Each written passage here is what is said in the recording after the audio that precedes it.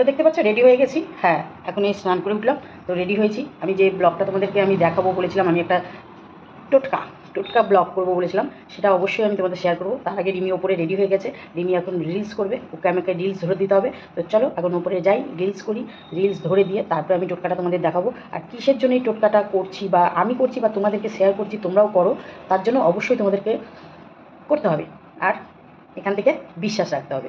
তো চলো আগে রিলসটা ধরে দিই, তারপরে তোমাদের সাথে আমি পুরোটা শেয়ার করবো। স্কিপ করো না কিন্তু, নাহলে কিন্তু তোমরা শিখবে না। আমিও করবো, মানে আমিও শিক্ষা নেবো, তোমাদেরও শিক্ষা দেবো। তো চলো এরকম ধরনের শিক্ষা আমি অনেক দেবো, দেখতে থাকো, সামনে থাকো। চলো এখন ওপরে যাই, ছাদে যাই। চলো যাচ্ছি এখন ছাদের ওপরে। ওরা চলে গেছে, গোল্ডিও গেছে, গোল্ডির দিদিও গেছে, আমি উঠছি। হ্যাঁ, এই যে টোটকাটা করার জন্য এই যে প্রদীপ নিয়ে এসেছি। তো কিসের জন্য, কীভাবে, কি কেন করতে হয় সবটা তোমাদের বলবো, অবশ্যই নজর রাখো। আগে মেয়েটা রিলস ধরে দিই, তারপরে দাঁড়াও ক্যামেরার সামনে যাই একটু, নাহলে ফল। তো দেখতে পাচ্ছি ছাদে চলে এসেছি, রিমি রেডি হয়ে গেছে, এদিকে গোল্ডিও চলে এসছে। আর যেটা আমি করব সেটা আগে রিলসটা ধরে দিয়ে নিই, তারপরে তোমাদের সবটাই শেয়ার করব। দেখতেই পাচ্ছ রিলস শুরু হয়ে গেছে। আর এই ড্রেসটা রিমি নতুন কিনেছে, মিশো থেকে মনে হয় অর্ডার করেছে। যাই হোক, ভালো লাগছে ড্রেসটা, আমার পছন্দ হয়েছে আর ওরও পছন্দ হয়েছে। জানি না কার পছন্দ হবে কি না হবে, সবার চয়েস তো সমান না, আমার চয়েসটাই আলাদাই চয়েস। তো যাই হোক, রিলসটা করে দিয়ে তারপরে আমি কি করব চলো তোমাদের সাথে শেয়ার করছি।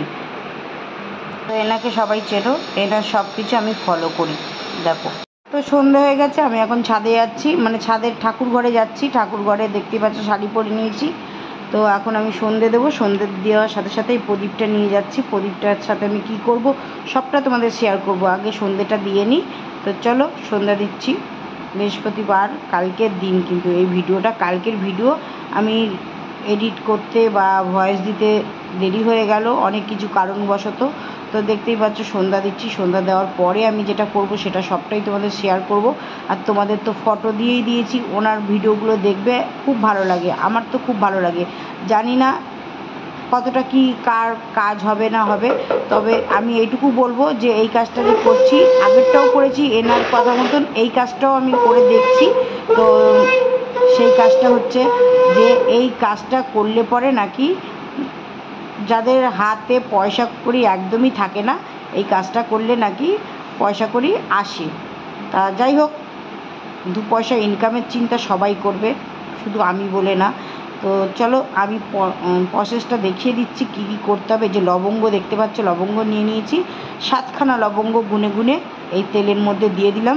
দিয়ে প্রদীপটাকে ধরিয়ে এক কোণায় রেখে দিতে হবে। তো আমার যে কোনো কোণায়, মানে যে কোনো কোণায় বলতে পূব দিকে, আমার তো ঠাকুর ঘরেই রাখার জায়গা, একটা কোণায় ঠাকুর ঘরটা আমার ভালো পজিশনে, ঠাকুর ঘরটা, তাই আমি ঠাকুর ঘরেরই এক কোণায় রেখে দেবো। তো চলো তোমরাও করো, দেখো। আমি জানি না কার কতটা উপকার হবে না হবে, আমারও হবে কি না আমি নিজেও জানি না, তবু আমি চেষ্টা করছি। তার ভিডিওগুলো আমি দেখে আমার খুব ভালো লাগে। এই যে আমার ঠাকুর ঘর দেখেছো, বৃহস্পতিবারে মা কি সুন্দর করে পুজো দিয়েছে, মা দেয়, আমিও দিই। এই যে প্রদীপ জ্বালিয়ে রেখেছি, জ্বালিয়ে রেখে এবার আমি চলে যাব, পরে এসে প্রদীপটা নিভিয়ে যাব। দেখতেই পাচ্ছ লবঙ্গ দিয়ে দিয়েছি। তো চলো এখন নিচে যাওয়া যাক। ওপরে প্রচণ্ড গরম, থাকা যাচ্ছে না।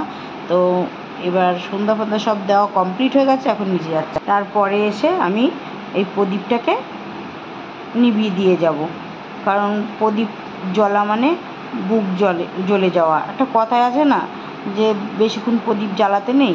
তো যাই হোক, চলো ভিডিওটা কেমন লাগলো, ভিডিওটা যদি ভালো লাগে এরকম ধরনের ভিডিও তোমরা দেখতে চাও